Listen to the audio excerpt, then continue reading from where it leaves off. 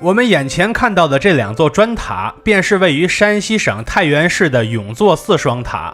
这两座塔及其所属的永作寺，都是始建于明代，并一路保存到如今的建筑。连院里的牡丹都是明代的牡丹，待会儿就不一一细说年代了。这两座明塔中的一座是允许游客登临的，如你所见，塔里比菜市场还热闹。另外，永作寺还有一点很厉害，那就是主体部分的建筑是纯用砖打造的，包括砖斗拱、砖垂花柱、砖藻井等等，你几乎见不着木头。因为这处古建筑较为特殊，所以这边既是全国重点文保单位，也是我们晋中之旅的目的地之一。而本次的同行人便是我多年的老朋友南希了。大家好，我是徐工，这次一定点关注，下次旅行不迷路啊！我目前在这个地方是山西省太原市的永作寺啊，是跟我的朋友南希。人呢？不管他了啊，一会儿我们来一起好好逛逛这儿啊。我们是2024年7月过去的，原计划是要走晋东南，结果长治观音堂在暑期关闭了，就临时改到晋中了。当我们在太原南站汇合，并到酒店放下大件行李之后，就直奔永作寺。这边的全价票是1人30元。进去之后没多远就看到了戏台，这边是木构建筑，它的对面就是永作寺刷票的入口了。入口是一座断檐升降口结构的纯砖建筑，连斗拱都是用砖做的。除了砖之外，两侧还有绿色琉璃团龙装饰，以及屋顶还有一些琉璃瓦、琉璃螭吻之类的构件。这道门之后的世界几乎全都是用纯砖打造的，连垂花柱、拱眼壁、雀替、额方这些位置在这里也是纯粹的砖结构。现在我们穿过永作寺的二山门，能在这儿看到好多碑，且以新碑为主，当然也有古碑，但是它缺了半拉脑袋，看不出具体年代了。另一侧像是古碑的那块碑太高了，也没法细读了。再下一进院落的看点会更多一些，它的右手边是禅堂，是一座面阔5间的窑洞式建筑。它和前边的建筑一样，几乎全部的零件都是砖仿木结构的。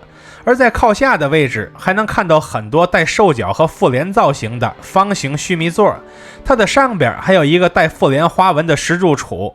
我去时禅堂是个关门的状态，就没法进去参观更多细节了。斋堂的对面是课堂，同是一座面阔5间的窑洞式建筑，它上边那些常用木头制作的零件在这边也是砖制的。这个课堂是开门的，里边改成展厅了，我们进去参观一下。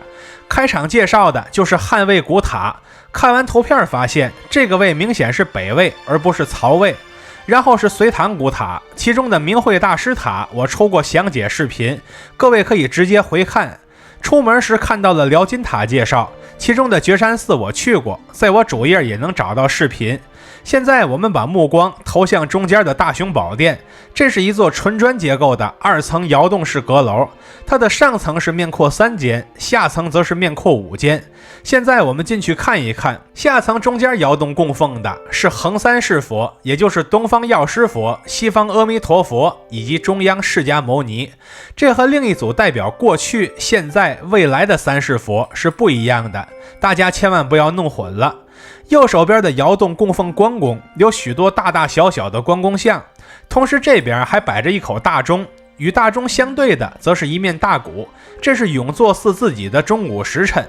这边小龛里供奉的是谁，实在是看不清楚了，因为它又小又远，而且不让人过去看。而与三尊佛像脸对脸的位置，则有个小龛，供奉的是地藏王菩萨。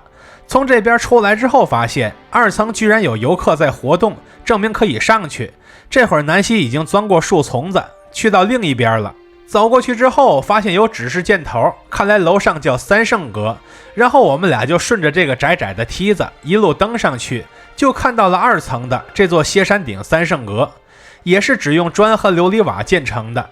我们能在墙上看到不少弹孔，这就是战争年代所留下来的痕迹。现在我们进三圣阁里看一看，内中有半家夫座的普贤菩萨，有和善财龙女同框的送子观音，以及全家夫座的文殊菩萨。这3位一般合称为3大士，不是永作寺自己的，而是从一个叫紫竹林寺的地方迁来的。而且这个屋里竟然有一个砖结构的穹窿藻井，这个可实在是太稀有了。看完这些，我们准备下去了。然后我们俩绕来绕去，穿过了一处跃动门，就发现地面上有一大堆石羊石马，这些东西分明是用在目前的石像生，这是从哪儿来的？大概率是某个古墓的残余被寄存到了这边，统一保护起来了。现在我们跟着人流一路往前走，就来到了保贤堂的入口。这个入口又是一座纯砖的断檐升降口建筑，只比入口少了些琉璃。门一侧的砖雕兼有松鹤蝙蝠，合称为福寿双全。另一边既有鹿又有蝙蝠，这叫做福禄双全。看完这些，我们走进院里，开始准备看展。我们先进入群贤宝汉展厅，展出的内容是明代皇室收集的保贤堂击鼓法帖。我个人不懂书法，但起码能看出来，现场的这些石碑几乎都是有年头的古碑，所以除了书法价值之外，它们也有自己的历史价值。现在我们走出来，准备去二展厅，这边所展出的是两晋到隋朝的书法。当然了，书法是古老的书法，但石碑就不一定是了，这些大都是在明清时期翻刻的。看完之后，我们奔向三展厅，这边讲的是宋元明书法。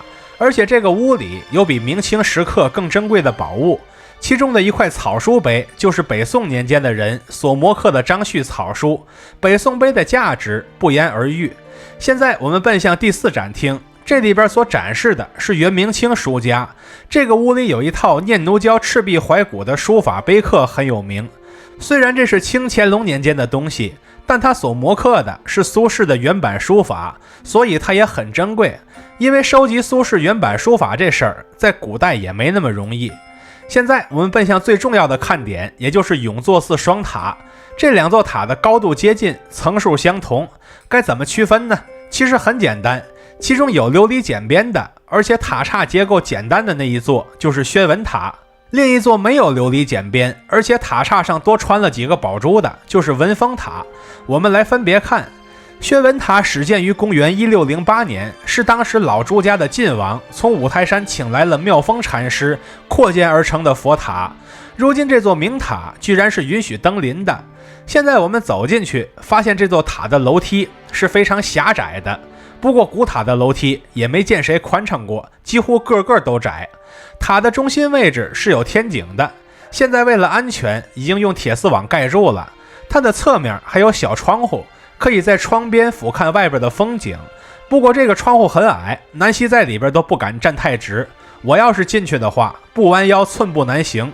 当然没登几层我们就下去了，因为道路本身就又窄又陡，台阶上还坐着一堆人，还有好多哭爹喊娘不敢走的，这让道路窄上加窄，最后实在没法上了，只能折返。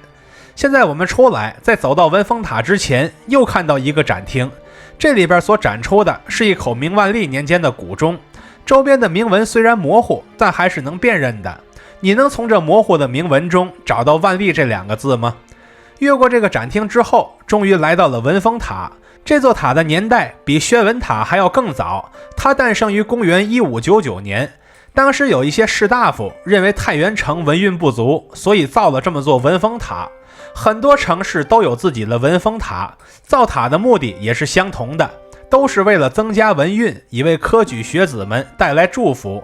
这座塔的结构非常简单，上面的构件都是我们之前见过的，就不细说了。至此，我们就彻底逛完了太原永坐寺。当初五台山的福登大师扩建寺院本体时，为他起下了永坐寺这个名字，取其永远传流、万世不竭之意。他确实也做到了这一点。从建寺到现在，它确实被一路保存下来了。我们也得以通过它看到了古代建筑的另一种可能性，这便是我们愿意一次又一次造访山西的缘由。这次的永坐寺之旅其实是我俩晋中之旅的第一站，只是个开始而已。当我们面对山西浩如烟海的古建筑存货时，恐怕我们走过的所有的道路也只能算是个开始而已。反正是穷尽今生，能走多远走多远，进一寸便体验一寸的欢喜，这也便足够了。看到这里的朋友，欢迎点赞、收藏、加关注，和徐工一起读城，一起旅行。